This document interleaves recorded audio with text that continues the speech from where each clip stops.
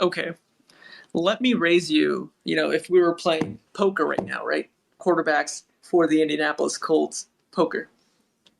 Well, let me raise you a Daniel Jones. How about Jones to Indianapolis, man? Can you see that? That would be interesting. That would be pretty wild. It brings some mobility to the quarterback, to the quarterback room. I don't know if I love that necessarily. If you're a Colts fan, I have to wonder who's more appealing out of the two options, right? Daniel Jones or Jimmy Garoppolo? That is a great question. We gotta put this out to some Colts fans, right? And just do some sideline reporting, some firsthand, send it out and see what they say. Quite honestly, how about Geno Smith if Seattle passes up on him? How about him going to the Colts? See, I feel like we're playing musical quarterbacks right now because once one domino falls, a lot could fall. And that's actually how we could be this offseason. Geno Smith could literally be the best quarterback available in a month and a half. That's not going to surprise me. But then you got to understand, for Seattle to move on, they have to have a plan in play. Is it going to be Drew Lock? You might laugh at that right now, but I will say this. There has been a lot of clamoring that he actually did look extremely well over the last year. And him being a team player and taking that backup role, similar to how Geno did with Russ, Pete loves that. Pete really, really loves that. So I wouldn't be surprised if they think maybe they can do a little passing of the torch if they don't feel they want to pay Geno Smith all that money. Because, come on, that's a lot of money. Yeah, look, all right, how about this? This is for our Seattle fans out there, a lot of the West Coast up here, right? How about this?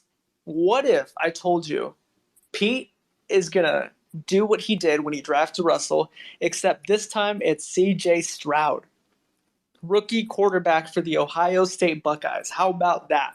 That would be phenomenal. And this is going to be a year where, look, Seattle's been too competitive for their own good this year, right? They're not going to be picking high. Thankfully, Denver had an absolutely abysmal season, and they are going to be picking, top four because of that. So Seattle could absolutely steal a quarterback here. If they wanted to bundle some picks, no quarterback's truly off the table for them. They are in prime contention to go out and get the one pick if needed. I just know Pete Carroll, right? And look, there's a reason he hits on all of these defensive backs coming out of college, right? He knows college football, all right? And if he knows, look, I gotta say, I think he knows college quarterbacks too. And I can see him going all in on CJ Stroud. I just want to chime in here. Listener Cuvante, fan favorite of the pod, just chimed in here with Malik Willis to the Colts. Wow, man. I don't hate it. But if you're Tennessee, are you ready to move on, from Malik Willis this quickly, especially if Tannehill is not your guy? I don't know if you're comfortable just sticking around with Dobbs. I don't believe it's necessarily that as it is. It's almost this code, right, among teams. You don't trade in division unless you are getting more than what you're giving up. They're not sending him in division. Well, if I told you they were offered a third round pick and could recoup some of their loss on Malik, you get him to a new team.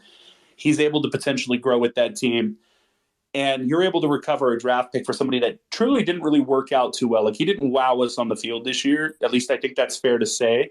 I was more wowed by Josh Dobbs' performance at the end of the season. I think that's also indicative of how they felt about Malik Willis as well, not letting him touch the field in those final moments, regardless of if it was health related or not. I think that speaks volumes. So yeah, I don't hate it. I actually really don't hate that option. The Colts are going to need to do something. They need to bring some fans back to that farmhouse that they call a stadium. Let's be honest. They need to sell tickets. Who's it going to be? Because Jonathan Taylor's not selling tickets, man. Let's be honest. He didn't look great. So we got to get somebody in there, and the options aren't great. I'm excited to see what they do, though, man. This is going to be a big storyline to watch throughout the offseason.